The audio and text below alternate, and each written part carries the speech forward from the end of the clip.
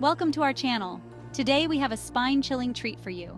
We're diving deep into the unsettling world of new house horror stories. You know, those tales of dream homes transforming into nightmares? Get ready to hear about 5 disturbing new house horror stories that will keep you up at night. These are the stories that make you question if a fresh start is really possible, or if some places are just destined to be haunted. Imagine this. A young couple, let's call them John and Mary, finally move into their dream home. It's a beautiful mansion on the outskirts of town, complete with sprawling lawns and a breathtaking view. But this idyllic picture is about to get real dark, real fast. You see, from the very first night, something felt off. John could hear strange noises, faint whispers that seemed to slither through the halls when Mary was asleep. He'd brush it off as settling sounds. The house was new, right? But Mary, she started seeing things. A shadowy figure in the reflection of the bathroom mirror, gone in a blink. Objects would move on their own, a vase suddenly toppling over in a completely silent room. Then the nightmares began, both John and Mary plagued by the same horrifying dream, a pale, gaunt figure standing at the foot of their bed, eyes glowing with a sinister light. They tried to ignore it, tried to tell themselves it was just stress, but the activity only intensified. One evening, as John was working late in his home office, he heard Mary scream. He raced upstairs to find her cowering in the corner of their bedroom, eyes wide with terror. "John," she whispered, her voice trembling, "I saw it. I saw the figure from my dreams. It was real." Their dream home had become a prison of fear.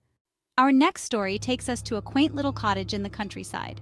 Sarah, a single mother, had poured her heart and savings into this charming abode. It was supposed to be a fresh start for her and her 2 young children, a chance to escape the city and embrace a simpler life. But something sinister lurked beneath the surface of this picturesque setting. From the moment they moved in, Sarah felt an overwhelming sense of dread, a coldness that seemed to seep from the very walls. Her children, usually full of life, became withdrawn and fearful. They refused to sleep in their rooms, claiming that something touched them in the night. Sarah initially dismissed their fears as childish imagination, but the strange occurrences continued. Doors slammed shut on their own, disembodied whispers echoed through the halls, and objects vanished only to reappear in the most bizarre places.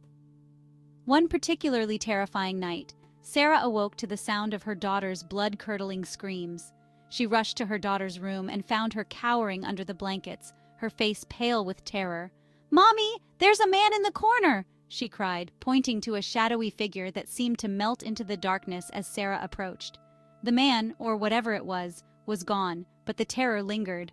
Sarah realized that her dream cottage was anything but a sanctuary. She was living in a nightmare, trapped in a home that seemed determined to drive her family to the brink of madness. Moving into a bustling city like New York City is always a gamble, but for David and Emily, it was a dream come true. That is, until they crossed the threshold of apartment 13B. Their new place was modern, sleek, everything they'd ever wanted. But there was an odd chill to the air, a stillness that felt almost unnatural. It started subtly, the faint scent of lavender, even though neither of them owned any, the flickering of lights despite brand new wiring. Then, the noises began, footsteps pacing in the hallway outside their door, always stopping right outside. But when they checked, no one would be there. The murmur of voices, hushed and unintelligible, seemed to emanate from the walls themselves. Emily, an artist, started having vivid, disturbing dreams of a woman with haunted eyes, pleading for help. The woman's voice would follow her into her waking hours, a constant whisper just at the edge of her perception. David tried to rationalize it, blamed the stress of the move, the city itself. But deep down, a seed of unease had been planted. One evening, as David was preparing dinner, he heard Emily gasp from the living room.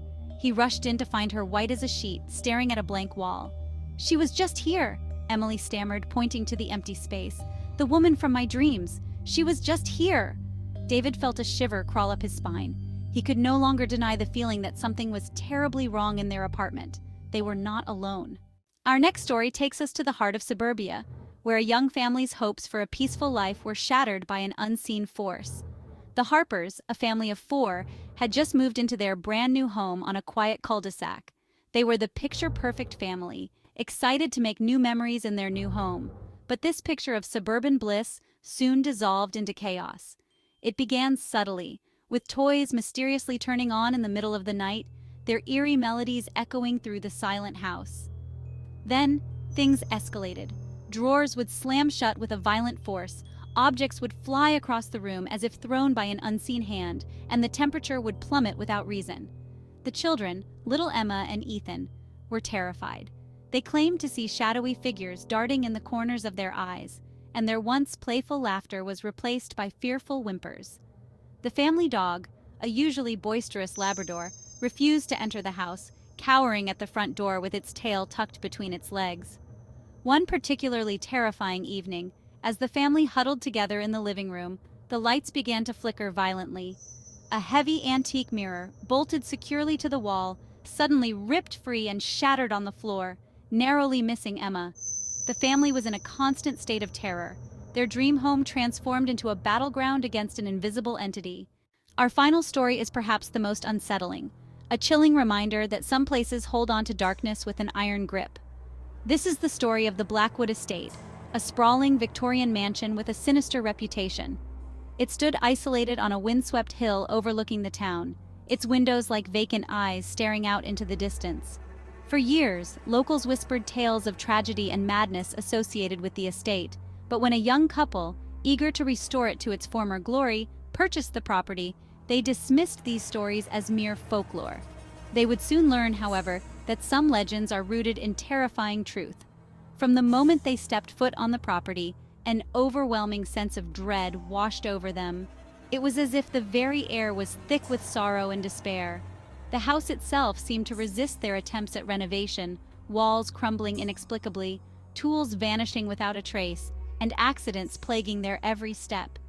As days turned into nights, the couple began to experience strange and unsettling phenomena. They would hear disembodied voices whispering their names, feel icy hands brush against their skin, and see fleeting glimpses of shadowy figures lurking in the periphery of their vision. But the most terrifying manifestation of the estate's evil was yet to come.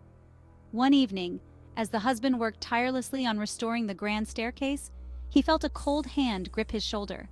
He turned to find no one there, but as he turned back, the floor seemed to buckle beneath him.